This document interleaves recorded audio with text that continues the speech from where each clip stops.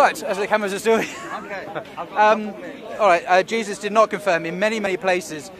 In the New Testament, Jesus says things which God would never say. At the end of John's Gospel, he says, I'm returning to your Father, your God, and my God. Jesus says he has a God. And just to remember, in Judaism, they believed in one God, not two or three. But in case you think in heaven, Jesus has gone back to heaven and now he really is God again, let's see what Paul has to say about who Jesus is after the ascension. And in 1 Corinthians chapter 11, Paul says this about Jesus. I want you to understand that Christ is the head of every man, sounds pretty good, and the husband is the head of his wife, and God is the head of Christ.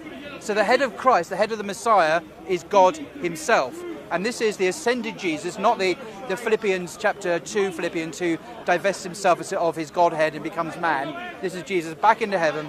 And still here he is said that that the Messiah has a God. And Jesus denies he's God in Mark chapter 10, as we've seen. Why do you call me good? No one is good. But also Jesus prays. He prays to God. He doesn't know things. God knows everything. God knows the date of the end. Jesus says in Matthew's Gospel and Mark's Gospel, no one knows the date of the end. Only the Father. Neither the Son, but only the Father. So the Son doesn't know the date of the end, and by the implication the Holy Spirit, no one else does but the Father. Who's all-knowing, though? Indeed. But only God the Father is God in the Bible. Only God the Father is fully God in the Bible. That Jesus is a human being, a very exalted human being, but he certainly is not Yahweh.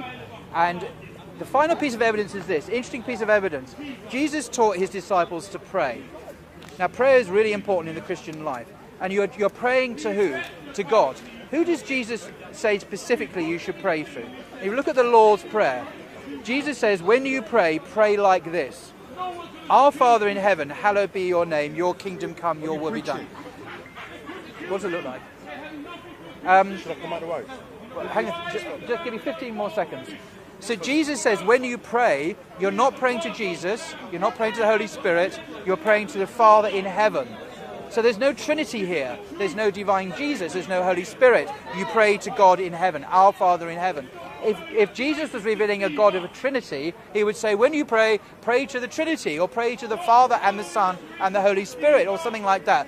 No, he says, when you pray, pray to your Father in heaven. He didn't say pray to me. And this, to me, is a clinching argument, that spiritually we're to address God in heaven, our Father, and not Jesus. Jesus doesn't feature anywhere in the Lord's Prayer. He's absent. And that tells me he's not meant to be a focus of prayer, he's not meant to be a focus of worship or devotion. Only God is. And the only religion on earth today that I know that does that to perfection, when it's practiced properly, is Islam.